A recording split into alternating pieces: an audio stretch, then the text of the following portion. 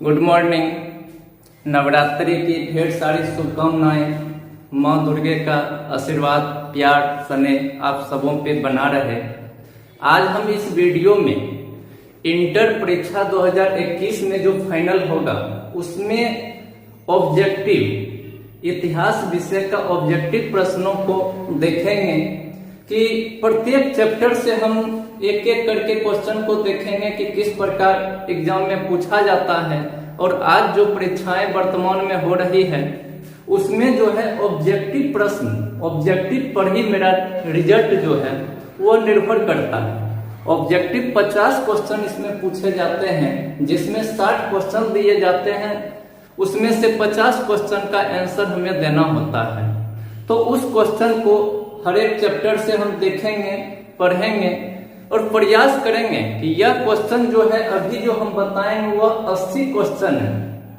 तो इसमें इसको एक नोट्स भी बना लेंगे और लगभग सभी जो है क्वेश्चन आपके विषय, आपके चैप्टर से दिया हुआ है। तो सबसे पहले जो हम देखेंगे, आज देखते हैं सबसे पहला चैप्टर हड़प्पा सभ्यता। तो हड़प्पा सभ्यता की जब हम बात करेंगे तो इसमें सबसे पहला देखेंगे कि हड़प्पा सभ्यता जो है यह कांस्य युगीन सभ्यता थी। सबसे ध्यान रखेंगे यह कौन सी सभ्यता है, कांस्य युगीन सभ्यता। इसमें जितना भी लाइनिंग लिखेंगे या बोलेंगे सब आपका एक एक क्या है ऑब्जेक्टिव क्वेश्चन है। तो एक एक को ध्यान से हम देखेंगे कि हड़प्पा सभ्यता कौन सी सभ्यता है, कांस्य युगीन सभ्यता है। और इसमें जब हम बात करेंगे तो इस समय जो है लोगों को किन किन चीजों का ज्ञान था, तो इसमें देखेंगे कि सोना, लोहा, तांबा,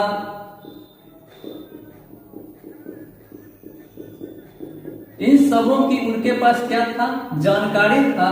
चांदी का जानकारी नहीं था। पीछे जो हम वीडियो बनाए हैं, जो क्लास लिए थे, क्लास यहाँ विद्यालय में, उसमें सबका डिटेल्स भी हम लिखाए हुए हैं, सब्जेक्टिव भी लिखाए हुए हैं। और इसके बाद देखेंगे कि हड़प्पा सभ्यता यह एक जो था कांस्य युगीन सभ्यता थी। इसमें लोगों को चांदी के बारे में जानकारी नहीं थी। और उसके बाद देखेंगे कि इस सभ्यता में जो है कि हड़प्पा सभ्यता में बहुत सारे जगहों का खोज किया गया था, जिसमें देखेंगे एक जगह हड़प्पा, मोहनजोदड़ो, कालीबंगन, लोथल। तो मुख्य रूप से जो है हमें इन चारों को ध्यान में रखना है कि यह जो है हड़प्पा सभ्यता, हड़प्पा नाम का जगह जो है यह किस नदी के किनारे है। तो ध्यान रखेंगे यह रावी नदी के किनारे है। इसकी खोज किसने किए थे, दयाराम साहनी ने। इसका खोज कब हुआ था, 1921 ईस्वी में। और यह जो हड़प्पा जगह पड़ता है यह पड़ता है पाकिस्तान में। और जब हड़प्पा सभ्यता की बात करेंगे तो इसमें सबसे बड़ा नगर का जो खोज हुआ था वह था मोहनजोदड़ो। सबसे बड़ा नगर कौन था, मोहनजोदड़ो। इसको भी ध्यान में रखेंगे। और उसके बाद हम देखेंगे मोहनजोदड़ो के बारे में कि मोहनजोदड़ो जो यह पड़ता है यह सिंधु नदी के किनारे पड़ता है। और इसका खोज रखाल दास बनर्जी ने 1922 ईस्वी में किए थे। और यह भी जगह पड़ता है पाकिस्तान। और जब बात करेंगे यहाँ की भाषा की, तो यहाँ की भाषा जो थी वह थी सिंधी भाषा। इसके बाद फिर हम देखेंगे एक जगह कालीबंगन, और यह पड़ता है घग्घर नदी के किनारे। और इसकी खोज किसने किया था, बीबी लाल ने। कब, 1953 में। और यह जो पड़ता है किस राज्य में, तो यह पड़ता है आपका राजस्थान में। कौन, कालीबंगन किस राज्य में पड़ता है, राजस्थान में। मोहनजोदड़ो जो है खोज किसने किया था, रखाल दास बनर्जी, 1922 ईस्वी। और इसके बाद फिर एक जगह देखेंगे लोथल। लोथल जो जगह पड़ता है वह पड़ता है भगवा नदी के किनारे। और इसको रंगनाथ राव ने इनकी खोज किए थे। और कब खोज हुआ था, 1955 में। और यह पड़ता है आपका गुजरात। किस नगर में, किस राज्य में, तो यह पड़ता है गुजरात। और इसमें एक चीज देखेंगे कि मोहनजोदड़ो से एक बहुत बड़ा जो है स्नानागार का अवशेष मिला था। स्नानागार, अगर आपको प्रश्न पूछता है कि सबसे बड़ा स्नानागार जो है कहां से मिला था, कहां, तो मोहनजोदड़ो से। मोहनजोदड़ो से कौन सा अवशेष प्राप्त हुआ था? स्नानागार। यह अवशेष है, जब खुदाई हुई थी उस समय यह मिला था। तो इस प्रकार हम इसमें देखें एक एक करके, तो इसको एक एक हम याद रखेंगे, एक नोट्स बनाते चलेंगे। लगभग एक पेज में पूरा नोट्स आज का जो वीडियो है यह बन जाएगा आपका।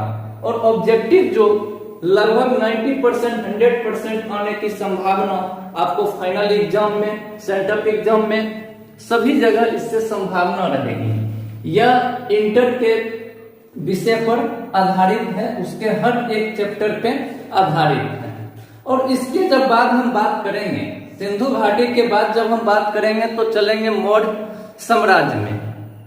तो मौर्य साम्राज्य में देखेंगे कि एक पढ़े थे क्लास में चंद्रगुप्त मौर्य। चंद्रगुप्त मौर्य के बारे में पढ़ेंगे इसमें कि मौर्य साम्राज्य के संस्थापक या प्रथम शासक कौन थे। तो चंद्रगुप्त मौर्य, और उसमें कहानी देखे थे हम, धनानंद के बारे में पढ़े थे कि किस प्रकार जो है एक चाणक्य जो है, जो पाकिस्तान में एक प्रोफेसर रहते हैं और उनकी शिक्षा दीक्षा से चंद्रगुप्त मौर्य जो है मगध में एक शासक बनता है। तो अब जो यहां से हम देखेंगे, यहां से पढ़ेंगे मौर्य साम्राज्य।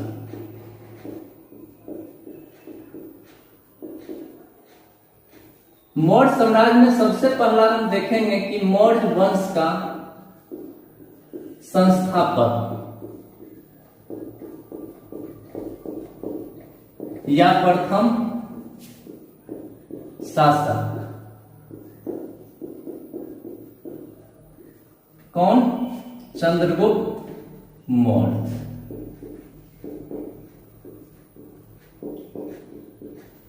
एक तो यहां से देख लिए कि मौर्य वंश के संस्थापक कौन है, प्रथम शासक कौन बने थे?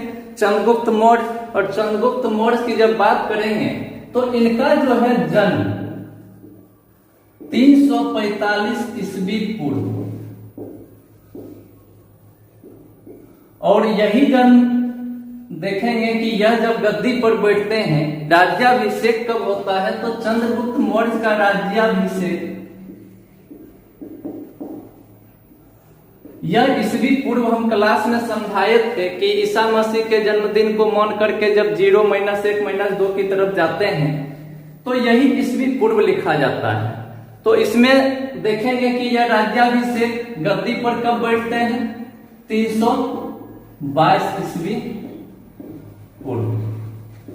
अब यहां से क्वेश्चन बनता है कि चंद्रगुप्त मौर्य तो संस्थापक देख लिए, और इनके गुरु का नाम भी देखेंगे। चंद्रगुप्त मौर्य के गुरु का नाम, तो एक तो चाणक्य के बारे में जानते हैं, और चाणक्य का एक और नाम पढ़ेंगे कौटिल्य। इन्हीं का एक नाम है विष्णुगुप्त। विष्णुगुप्त। और इन्होंने यही चाणक्य की जब बात करेंगे तो एक पुस्तक का नाम याद रखेंगे, अर्थशास्त्र। पुस्तक के लेखक कौन है? चाणक्य।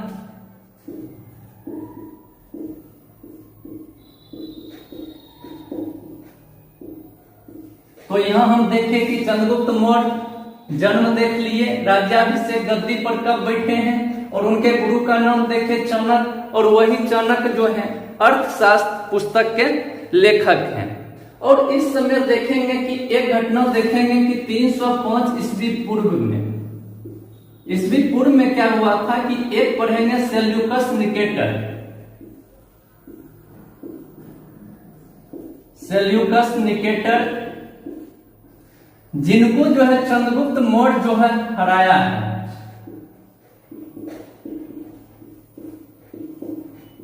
इसको हराता है मौर्य। सेल्यूकस निकेटर को हरा करके, हराने के बाद उनकी बेटी रहती है कार्नेलिया। इनकी पुत्री का क्या नाम है? कार्नेलिया। और यही कार्नेलिया से क्या होता है? शादी होता है। किसका? चंद्रगुप्त मौर्य का। और सेल्यूकस निकेटर उस समय क्या करते हैं कि शादी करने के बाद वह अपना एक राजदूत बना करके चंद्रगुप्त मौर्य के दरबार में भेज देते हैं। कौन? Seleucus Nicator. और उस राजदूत का नाम क्या रहता है? मेगास्थनीज।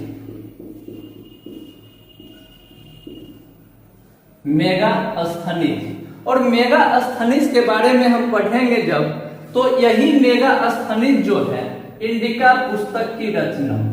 कौन सी पुस्तक? इंडिका। इसको भी ध्यान रखेंगे।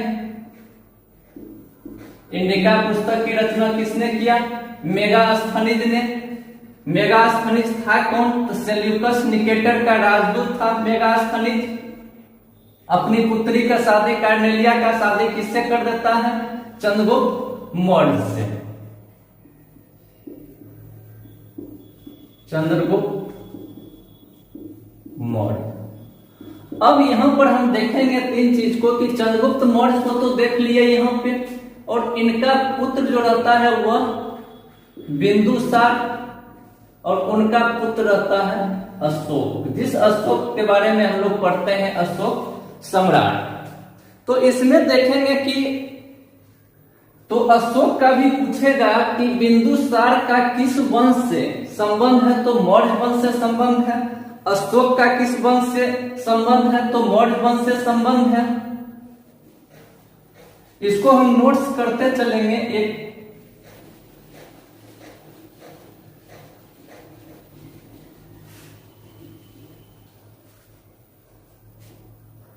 और इसमें देखेंगे कि फिर मौर्य वंश का अंतिम शासक जो होगा वह होगा वीरभद्र। तो इसके बाद हम पढ़ेंगे फिर अशोक में चलेंगे कि अशोक सम्राट जो थे, कि कलिंग युद्ध के बारे में भी हम लोग पढ़े थे क्लास में, कि अशोक के शिलालेख को देखेंगे। अशोक के शिलालेख की जब हम बात करेंगे तो अशोक का 16 शिलालेख, कितना याद रखेंगे? कितना उनका शिलालेख था? 16 शिलालेख के बारे में पढ़ेंगे, और 7 स्तंभ लेख। तो सबको हमें याद नहीं रखना है कि 14 शिलालेख में से हम 2 शिलालेख को याद रखेंगे। एक याद रखेंगे हम लोग 11वां शिलालेख। कौन सा? 11वां।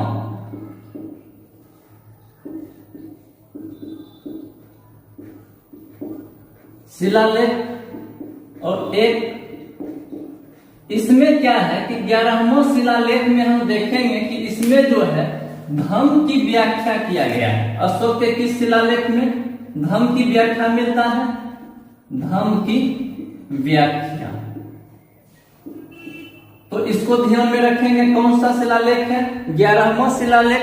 और एक पढ़ेंगे 13वां शिलालेख। कौन सा? 13वां।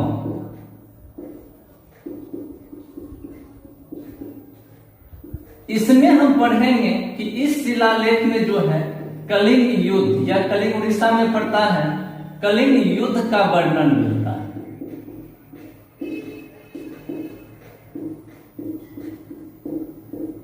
एक एक ऑब्जेक्टिव क्वेश्चन है आपका, सबको देखते चलेंगे। और इसके बाद हम फिर जब मौर्य साम्राज्य को देखें, इसके बाद हम चलेंगे इसके आगे गुप्त साम्राज्य में। गुप्त साम्राज्य में जो हम पढ़ेंगे तो यहां पर भी एक नाम को देखेंगे, चंद्रगुप्त। तो एक चीज ध्यान रखेंगे हम हमेशा एग्जाम में, कि एक चंद्रगुप्त मौर्य और एक चंद्रगुप्त प्रथम। तो चंद्रगुप्त प्रथम का संबंध किससे है? गुप्त साम्राज्य से, गुप्त वंश से। चंद्रगुप्त मौर्य का संबंध किससे है? मौर्य साम्राज्य से। तो अब जो आगे हम देखेंगे, इसमें देखेंगे गुप्त साम्राज्य, गुप्त वंश के बारे में पढ़ेंगे। तो सबसे पहला देखेंगे कि गुप्त वंश के संस्थापक कौन है। तो गुप्त वंश की जब संस्थापक की बात करेंगे तो श्री गुप्त,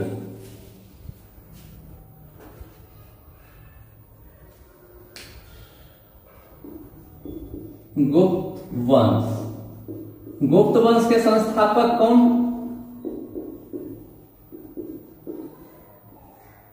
श्री गुप्त। इसके बाद फिर देखेंगे कि इसी में पढ़ेंगे कि महान सम्राट गुप्त वंश का महान सम्राट जो बना था चंद्रगुप्त प्रथम, महान सम्राट कौन बना? चंद्रगुप्त प्रथम। इसको भी याद रखेंगे और इसमें देखेंगे कि इसी जो है चंद्रगुप्त प्रथम का जो पुत्र, इसका उत्तराधिकारी बना था स्कंद गुप्त। इससे पहले हम पढ़ेंगे समुद्रगुप्त के बारे में। समुद्रगुप्त उत्तराधिकारी कौन आएगा? समुद्रगुप्त। और समुद्रगुप्त में देखेंगे कि वह समुद्रगुप्त जो है इसने उत्तर भारत और दक्षिण भारत, तो जब उत्तर भारत की बात करेंगे, उत्तर भारत और दक्षिण भारत, तो यहां देखेंगे उत्तर भारत में 9 जो है प्रांतों को जीता था और दक्षिण भारत में 12 प्रांतों को जीता। इसी कारण जो है करने के कारण इन्हें जो है समुद्रगुप्त को भारत का नेपोलियन कहा जाता था। भारत का नेपोलियन। तो जब हम पढ़ेंगे पूर्व में तो उत्तर भारत में देखेंगे कि बहुत सारे शासक अधिकांश प्रांतों को जीते हैं, लेकिन दक्षिण भारत में कोई भी प्रांत को नहीं जीत पाते हैं। लेकिन समुद्रगुप्त की जब बात करेंगे तो यह दक्षिण भारत में भी 12 प्रांतों को जीतते हैं और उन्हीं के कारण जो है भारत का नेपोलियन इन्हें कहा जाता है। अगर पूछता है यहाँ पे कि समुद्रगुप्त की तुलना किस यूरोपीय शासक से किया जाता है, तो किससे किया जाता है? नेपोलियन। यह कौन सा है? यूरोपीय शासक, यूरोपीय शासक। तो इसको भी ध्यान में रखेंगे और इसके बाद फिर हम देखेंगे आगे कि कुछ जो है रामायण महाभारत इसके बारे में देखेंगे, तो इसमें कुछ प्रश्नों को हम याद रखेंगे। महाभारत के बारे में आप लोग सीरियल भी देखे होंगे तो अधिक जानकारी होगा। इसके बारे में देखेंगे अब महाभारत। तो सबसे पहला जो देखेंगे महाभारत में, महाभारत, तो महाभारत में पढ़ेंगे कि महाभारत उसके लेखक कौन है? लेखक। तो सबसे पहला यहां याद रखेंगे कि वेद व्यास। कौन लेखक है? वेद व्यास। महाभारत जो है किस भाषा में लिखा गया है? किस भाषा? तो याद रखेंगे यह जो है संस्कृत भाषा में लिखा गया है। इसके बाद देखेंगे कि पढ़ेंगे कि पुराणों की संख्या कितनी है।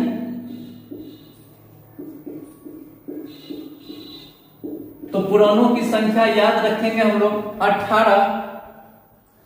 और उसके बाद देखेंगे कि मनु स्मृति की रचना किसने किया? तो नाम से ही क्लियर है, मनु स्मृति की रचना किसने किया? तो मनु ने।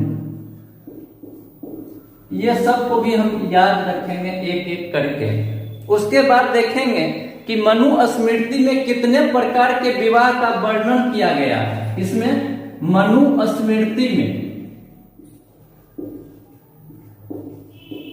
कितने प्रकार के विवाह का?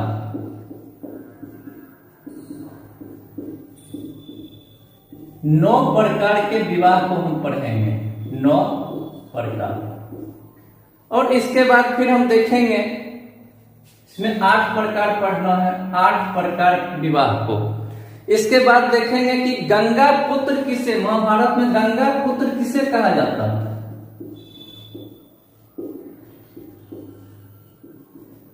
गंगा पुत्र किसे कहा? तो गंगा पुत्र जो है यह भीष्म को कहा जाता था, भीष्म। इसके बाद देखेंगे कि दुर्योधन की मां कौन थी?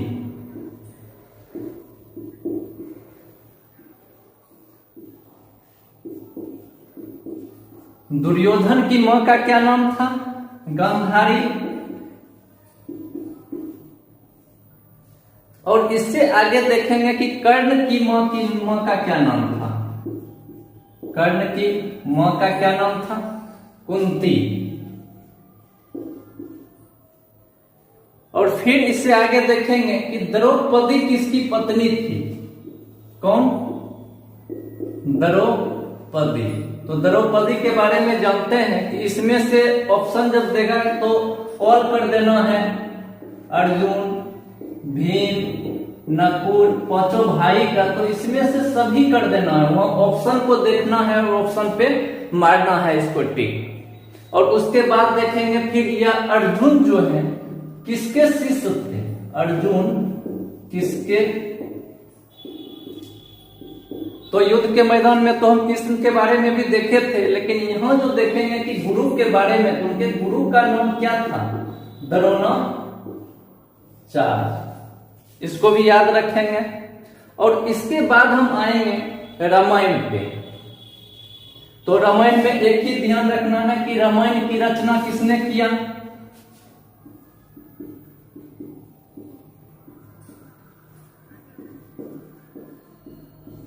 रामायण की रचना तो वाल्मीकि। और इसके बाद हम पीछे वीडियो क्लास में एक बताए थे कि गौतम बुद्ध की जीवनी के बारे में, गौतम बुद्ध के बारे में हम पढ़ाए थे कि गौतम बुद्ध से आपका सब्जेक्टिव और ऑब्जेक्टिव दोनों क्वेश्चन बनता है। इसलिए क्लास में जो है, और इसमें भी हम एक वीडियो बनाएंगे गौतम बुद्ध के बारे में, और उस वीडियो को पूरा देखिएगा कि गौतम बुद्ध की जीवनी क्या है, क्योंकि उनके समय में जो है बहुत सारी घटनाएं हुई है, बहुत सारा परिवर्तन आया है सामाजिक धार्मिक जीवन में। तो अभी ऑब्जेक्टिव में देखते हैं, कुछ ऑब्जेक्टिव को हम यहां पे देख लेते हैं। गौतम बुद्ध, बौद्ध धर्म,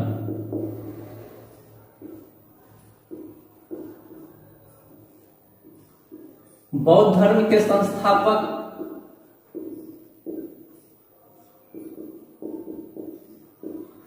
गौतम बुद्ध।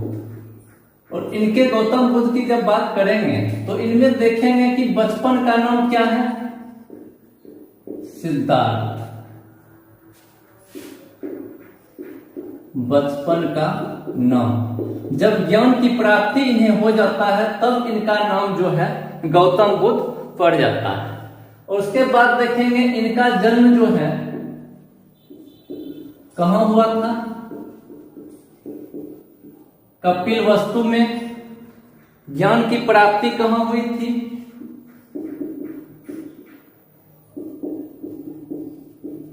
यहां से 3 क्वेश्चन निकलेगा। ज्ञान की प्राप्ति कहां हुई थी? तो बोध गया में। बोध गया में, पीपल वृक्ष के नीचे,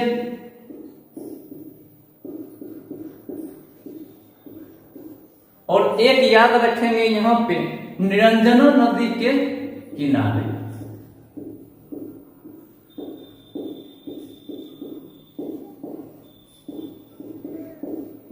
यहां पे तीनों याद रखेंगे कि प्राप्ति कहां हुआ था? पीपल वृक्ष के नीचे हुआ था, निरंजना नदी के किनारे हुआ था, और कहां हुआ? बोध गया में हुआ। उसके बाद देखेंगे कि गृह त्याग की घटना। गृह त्याग यानी जब बचपन में या अपने घर को त्याग करते हैं तो उस घटना को क्या कहा गया था? गृह त्याग की घटना। जब अपने परिवार को छोड़कर घोड़ा से जब गृह घर से निकलते हैं तो उस घटना को क्या कहा गया था? महाभिनिष्कर्मण।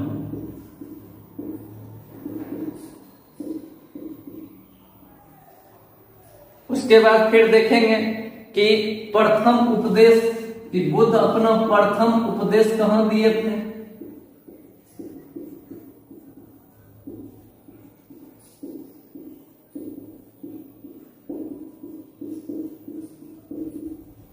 सारनाथ में। इसके बाद मृत्यु जो इनका हुआ था, कि प्रथम उपदेश जो दिए थे, इसी को जब पढ़ेंगे तो इसी को बोला जाता है धर्मचक्र प्रवर्तक। धर्मचक्र प्रवर्तक किसको? प्रथम उपदेश जो सारनाथ में दिए थे उसी को बोला जाता है धर्मचक्र प्रवर्तक। और मृत्यु को देखेंगे कि इनकी मृत्यु जो हुआ वह कहां हुआ था? कुशीनगर। और मृत्यु की घटना को जब देखेंगे तो इस घटना को बोला जाता है महापरिनिर्वाण। महापरिनिर्वाण। यह एक एक आपका जो है वह ऑब्जेक्टिव क्वेश्चन है। और इसके बाद जो हम देखेंगे यहाँ पे मुख्य रूप से कि इनके समय में 4 जो है बौद्ध संगीतियां धर्म के प्रचार के लिए, उस समय जो शासक हुआ करते थे धर्म के प्रचार के लिए, जो भी बौद्ध भिक्षु थे उनके लिए एक यज्ञ का आयोजन किया जाता था। तो इसमें देखेंगे हम 4 प्रकार के 4 जगहों पे 4 समय में हुआ था। तो उसमें भी हमें याद रखना है किनके समय में और कहां पर यह घटना जो है बौद्ध संगीति का आयोजन किया गया था।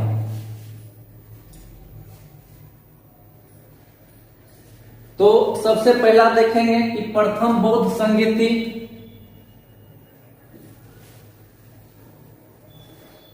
का नोट्स बनाते चलिएगा, एक पेज में पूरा बन जाएगा। तो देखेंगे कि बौद्ध संगीति में बौद्ध संगीति, इसमें पढ़ेंगे कि प्रथम बौद्ध संगीति।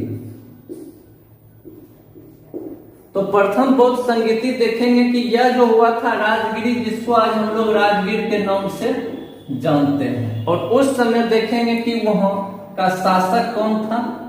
अजातशत्रु। यहां पे आपको क्वेश्चन पूछेगा कि प्रथम बौद्ध संगीति जो है कहां पर हुआ था? तो राजगिरी में हुआ था।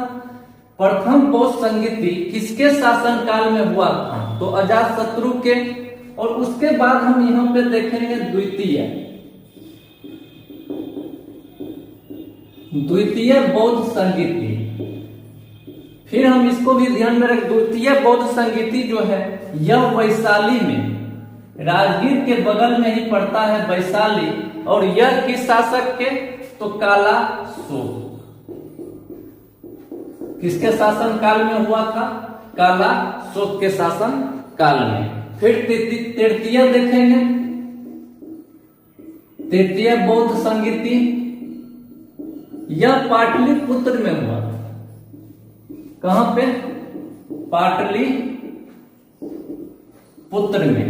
और यहां पर उस समय देखेंगे कि शासक यहां का कौन? अशोक। फिर देखेंगे चतुर्थ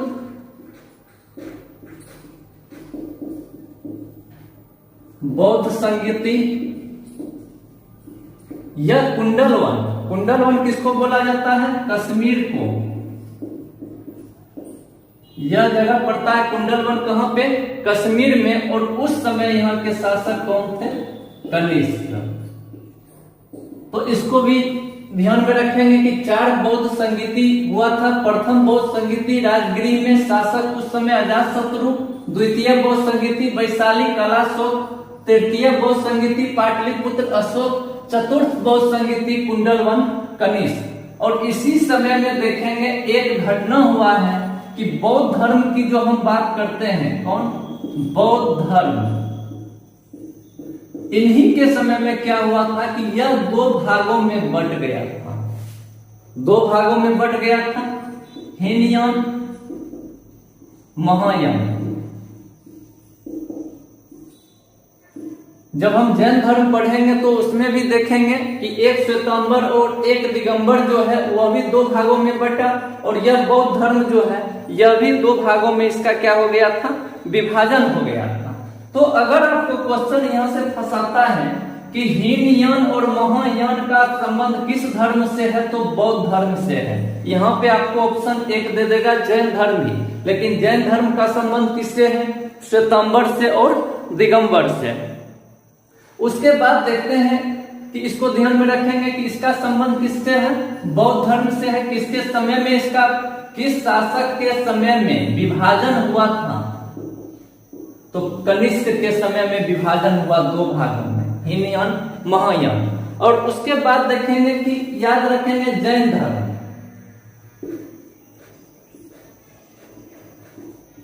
जैन धर्म की बात जब करेंगे तो इसके संस्थापक जो पढ़ेंगे, इसके संस्थापक का नाम, तो उसी को बोला था संस्थापक और प्रथम तीर्थकर ऋषभ देव।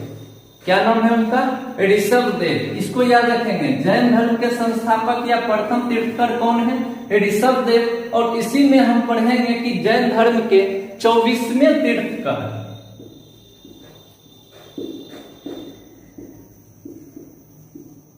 कौन थे, महावीर। तो इस प्रकार हम बौद्ध धर्म को भी देखें और जैन धर्म को देखें। तो ये जो हम पढ़ते हैं तीन भाग में इतिहास को बांट करके, एंशिएंट हिस्ट्री, मेडिवल हिस्ट्री और मॉडर्न हिस्ट्री, तो ये जो अभी हम पढ़ रहे हैं ये सब पढ़ रहे हैं एंशिएंट हिस्ट्री यानी प्राचीन इतिहास में।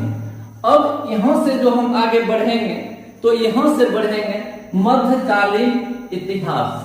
तो इसको भी नोट्स करते चलिएगा, एक एक पॉइंट बना करके। सब आपका ऑब्जेक्टिव क्वेश्चन और बहुत VVI आपको 2021 सेंटअप एग्जाम इंटर के लिए। तो इसके बाद हम किसमें चलेंगे, फिर मध्यकालीन भारत। तो इसमें क्या है कि जब बुक को देखते हैं तो उसमें अलग अलग जो है भागों में उसको बांट दिया गया है। अलग अलग भागों में जो चैप्टर को हम देखते हैं उसमें, तो सबसे पहला जो हमें पढ़ना है वे मध्यकालीन भारत में।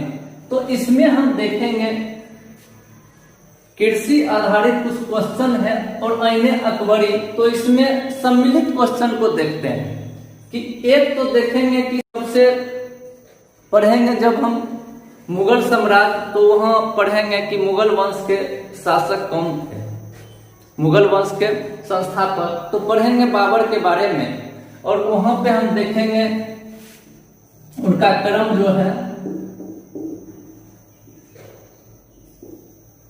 तो यहां हम देखते हैं पहला कौन आएंगे, बाबर का पुत्र कौन, हुमायूं, अकबर, जहांगीर, शाहजहां, औरंगजेब। और जब अंतिम की बात करेंगे तो बहादुर शाह जफर। यहां से ही औरंगजेब के समय से हम देखेंगे कि बिखरता हुआ चला गया। तो अब हम जो है इसको देखेंगे और इसका वीडियो अब हमारे चैनल पे डाला गया है। एक एक वीडियो को देखिए, एक एक आपका ऑब्जेक्टिव क्वेश्चन और वहां से आपका सब्जेक्टिव भी बन जाएगा। तो चलिए अब हम चलते हैं किसमें, मध्यकालीन की बात करते हैं। मध्यकालीन भारत, मध्यकालीन भारत की बात करेंगे तो सबसे पहले देखेंगे कि बाबर को हम देखते हैं, मुगल वंश के संस्थापक। क्या नाम था, बाबर। और इससे दो क्वेश्चन याद रखेंगे। एक तो बाबर नामक ग्रंथ किसने लिखा था,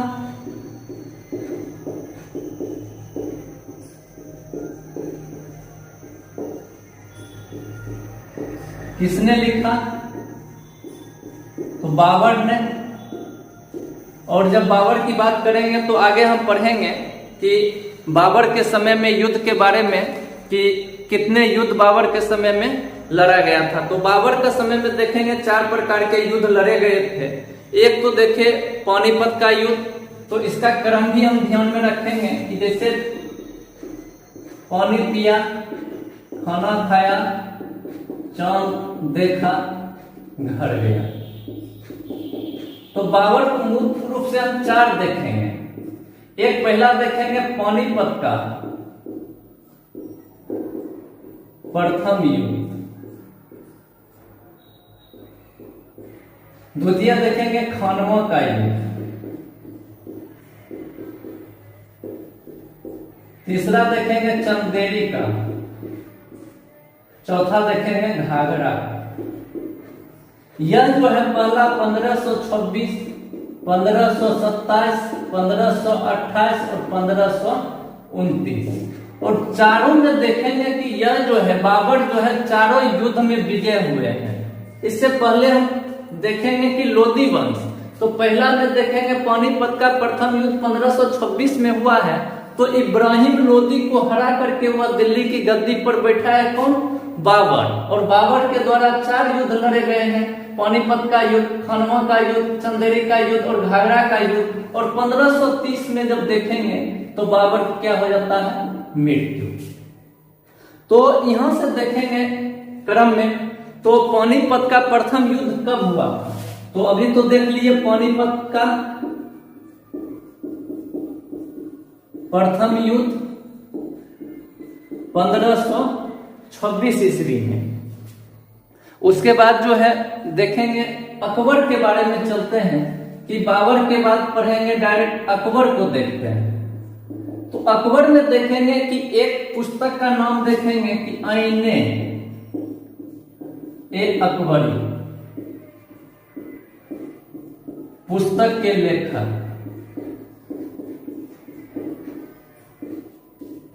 लेखक कौन है? तो अबुल फजल। अब यहां ध्यान रखेंगे कि अकबर के नवरत्न पढ़ेंगे, तो नवरत्न में देखेंगे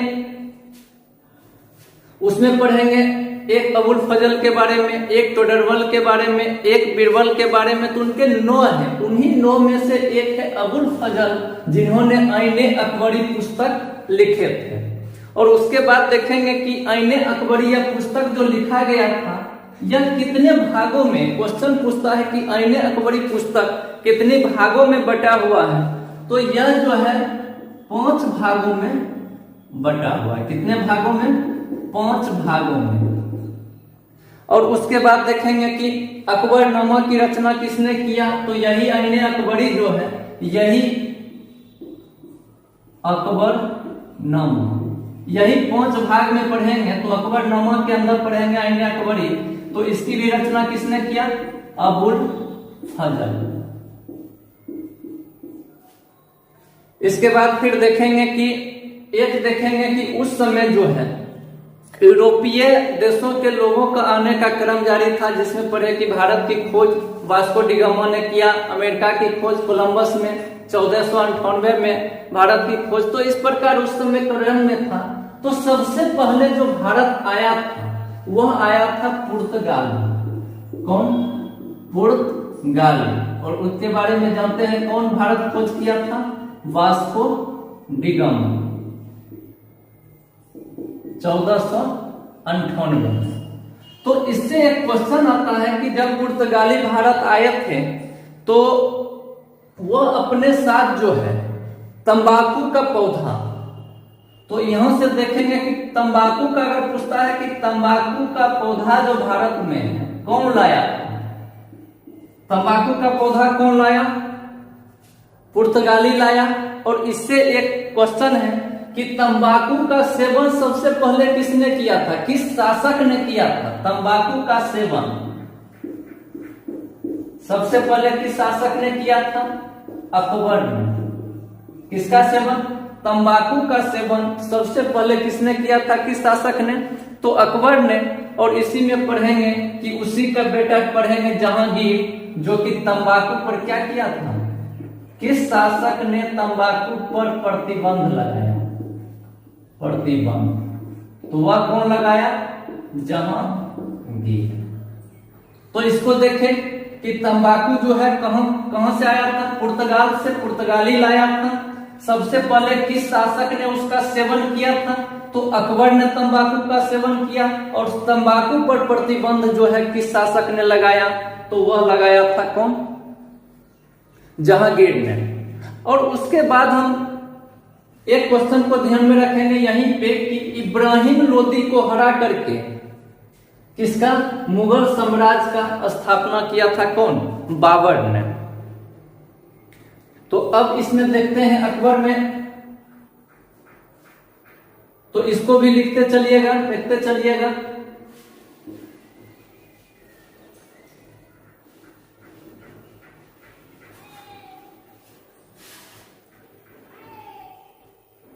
अब देखते हैं कि अकबर का जन्म कहां हुआ।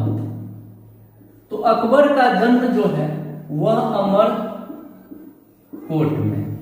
कहां पे जन्म हुआ था? अमरकोट में। और राज्याभिषेक कब हुआ? राज्याभिषेक 1556 ईस्वी में। और इसके बाद फिर देखेंगे कि अकबर का जिस समय राज्याभिषेक पढ़ेंगे कि इसका राज्याभिषेक 2 बार हुआ है। तो हुमायूं के मरने के बाद इसका जो राज्याभिषेक 2 बार हुआ है, तो उस समय यह बहुत छोटा 12 वर्ष अल्पायु रहने के कारण इसका जो है बैरम खां जो है इसका संरक्षक, अकबर का संरक्षक नाम याद रखेंगे, अकबर का संरक्षक। क्योंकि जिस समय हुमायूं की मृत्यु होती है उस समय इसका उम्र 12 वर्ष रहता है। अल्पायु होने के कारण इसका संरक्षक उस समय कौन रहता है? बैरम खां। इसका भी नाम याद रखेंगे। और अकबर के बारे में देखेंगे कि अकबर ने क्या क्या किए, अकबर महान क्यों बोला जाता है। तो सबसे पहले इसमें देखेंगे कि अकबर ने जजिया कर को समाप्त किया था। एक तो देखेंगे दास प्रथा, जजिया कर। तो सबसे पहला देख लेते हैं अकबर ने तीर्थ कर। क्रम में देखते हैं तीर्थ कर को समाप्त। तो यह जब क्रम देखेंगे तो 1563 ईस्वी में तीर्थ कर को समाप्त। फिर देखेंगे अगला अकबर जजिया कर। यह जजिया कर क्या होता? गैर मुस्लिमों पर लगने वाला यह कर था। इसको समाप्त कर दिया अकबर कब? 1564 ईस्वी में। दास प्रथा का अंत, दास प्रथा का अंत, अकबर ने दास प्रथा का अंत कब? 1562। यह ईस्वी हम याद रखेंगे कि अकबर ने जजिया कर को समाप्त कब किया था, या जजिया कर को समाप्त किसने किया था? तो अकबर ने। तीर्थ कर को समाप्त कब? 1563 ईस्वी में। जजिया कर को समाप्त 1564 ईस्वी में। दास प्रथा का अंत 1562 ईस्वी में। और एक धर्म जो है दीन-ए-इलाही की स्थापना किसने किया था? अकबर ने। यह 1582 में। तो दीन-ए-इलाही में हम पढ़ेंगे कि यह जो है हिंदू भी इसका जो है मानता। बीरबल के बारे में पढ़ेंगे कि इसका सदस्य कौन बना था, इसको कौन अपनाया था? तो बीरबल। तो दीन-ए-इलाही इसमें क्या था कि दीन-ए-इलाही में कि सभी धर्म के लोग आपस में बैठ करके न्याय अपनी बात को रखते थे। सभी धर्मों को एक समान अकबर देखा करता था। और उसमें देखेंगे कि अकबर के समय में उसका जो नवरत्न एक तो पढ़ लिए थे अबुल फजल के बारे में। और दूसरा जो देखते हैं बीरबल। बीरबल जो था यह वित्त मंत्री। वित्त मंत्री अकबर समय वित्त मंत्री कौन था? वित्त मंत्री और टोडरमल कृषि। तो इन दोनों को भी ध्यान रखेंगे कि उस समय में वित्त मंत्री बीरबल, अकबर के समय में वित्त मंत्री कौन था? बीरबल। या अकबर का वित्त मंत्री कौन? बीरबल। और कृषि में पढ़ेंगे टोडरमल के बारे में। और इसके बाद हम आते हैं स्थापत्य कला की तरफ। तो इसको भी नोट्स कर कीजिएगा। स्थापत्य कला तो स्थापत्य कला में हम क्या देखेंगे कि कला के बारे में पढ़ेंगे, और उस समय एक जगह पढ़ेंगे कि यह सब तो बात कर रहे हैं उत्तर भारत की, तो दक्षिण भारत में भी एक पढ़ेंगे विजयनगर।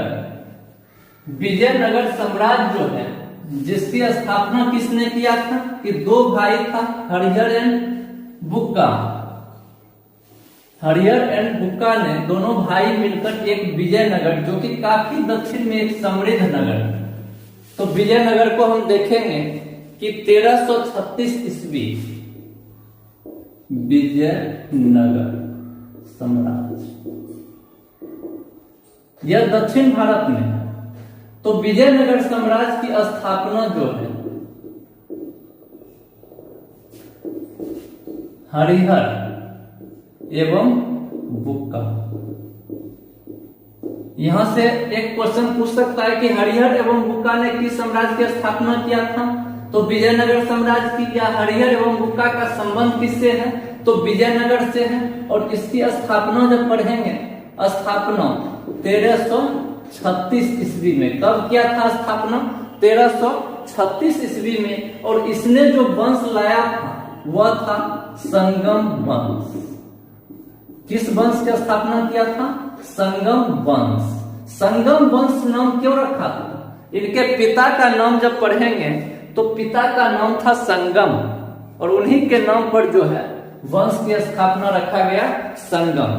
अब पढ़ेंगे कि विजयनगर साम्राज्य की जो है राजधानी कहां।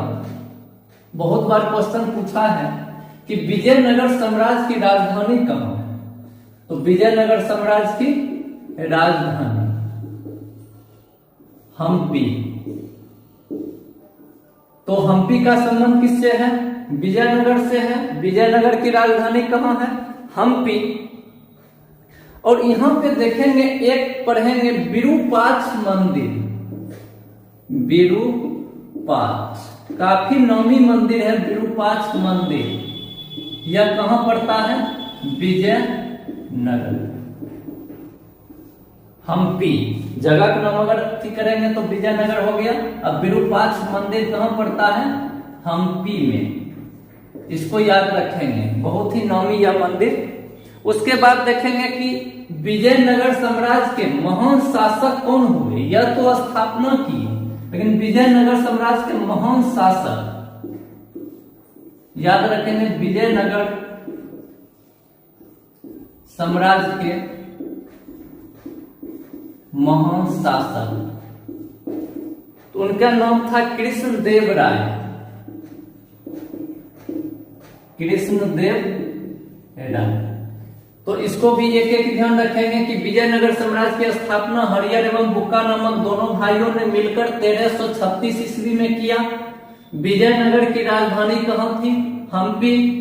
विरूपाक्ष मंदिर जो कहां पड़ता है? विजयनगर, वो जगह हम्पी में पड़ता है, जो काफी नामी मंदिर है। यह क्वेश्चन आता है कि विरूपाक्ष मंदिर कहां पड़ता है, तो हम्पी में। और विजयनगर साम्राज्य के महान शासक का नाम भी याद रखेंगे, कौन सा? कृष्णदेव राय। और अब बीरबल का एक बचपन का नाम भी याद रखेंगे, महेश दास। बीरबल के बचपन का क्या नाम है? बीरबल बचपन का नाम महेश दास।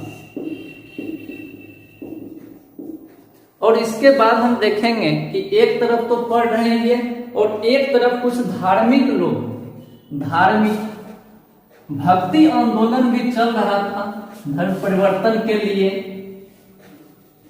तो इसमें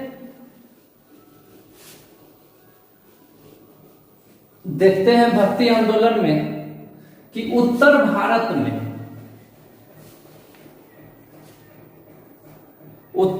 में भक्ति आंदोलन लाने का श्रेय, याद रखेंगे, उत्तर भारत में भक्ति लाने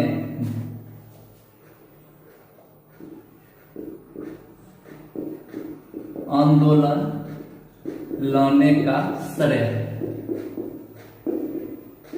किन्हें जाता है? तो नाम याद रखेंगे, रामानंद। उत्तर भारत में भक्ति आंदोलन लाने का श्रेय किसको है? रामानंद को।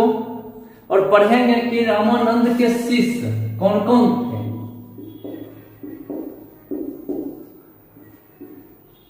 कुछ नाम याद रखेंगे रामानंद के शिष्य का नाम। तो एक तो देखेंगे कबीर, कौन सा? कबीर, धन्ना, पीपा, रैदास। रैदास, कबीर,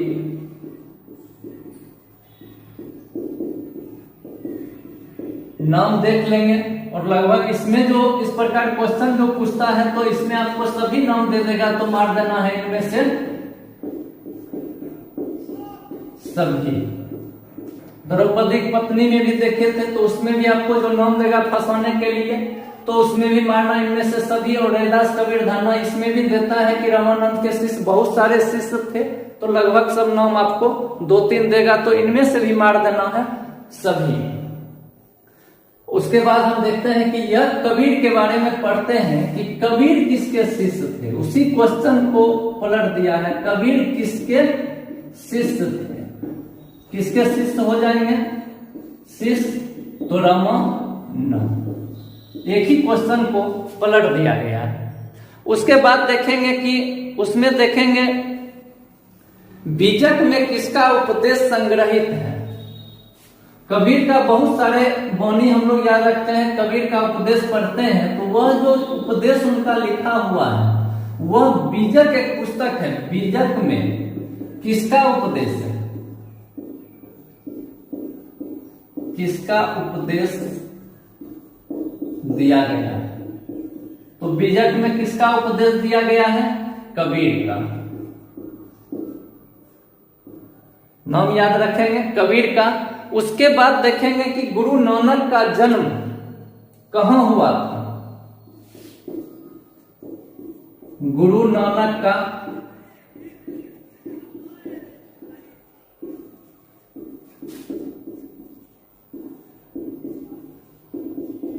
कहां हुआ था? तो गुरु नानक का जन्म जो है तलवंडी। और उसके बाद फिर देखेंगे कि ख्वाजा मोइनुद्दीन चिश्ती की दरगाह कहां है।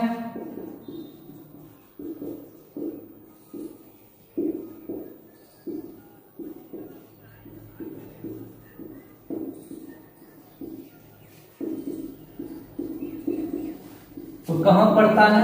यह अजमेर। उसके बाद देखें विष्णु को अपना पति कौन मानती थी। विष्णु को अपना पति कौन मानती थी? तो इसको भी ध्यान में रखेंगे। अंडाला। तो इस प्रकार जो हम अभी तक लगभग 90 क्वेश्चन का आंसर देख चुके हैं। कितना प्रश्न? 90 प्रश्नों को इसमें देखे हैं। तो इसके बाद एक और वीडियो बनाएंगे जिसमें मध्यकालीन को समाप्त करते हुए आपका जो है आधुनिक इतिहास, मॉडर्न इतिहास भी जो है वह समाप्त हो जाएगा पूरे। यानी लगभग आपको जो है इसमें 180 क्वेश्चन पड़ेगा। इसको एक एक क्वेश्चन को लगभग 2 पेज में सारा क्वेश्चन आ जाएगा। एक एक नोट्स बनाकर इसको 2 बार 3 बार 4 बार देख लीजिएगा। और यह सिर्फ इंटर सेंटअप एग्जाम के लिए नहीं, अगर इसकी तैयारी आप इतिहास की सही से कर लेते हैं तो आने वाला जितना भी कंपटीशन एग्जाम आगे आप रेलवे, एसएससी, कहीं भी किसी क्षेत्र में जाना चाहते हैं तो आपको बहुत ही अधिक इसका क्या मिलेगा? लाभ मिलेगा। इसका नोट्स भी बनाइएगा, इसको याद भी कीजिएगा, आगे आपका एग्जाम भी है। और इसमें जो है हम एक चीज, जो एग्जाम अभी जो सेंटअप एग्जाम कैंसिल हुआ है वह जो एग्जाम 11/11/2020 से शुरू होगा, तो उसमें जो है आप उसका रूटीन देख लीजिए और उसके अनुसार फिर एग्जाम परीक्षा देने के लिए आइएगा। थैंक यू, धन्यवाद।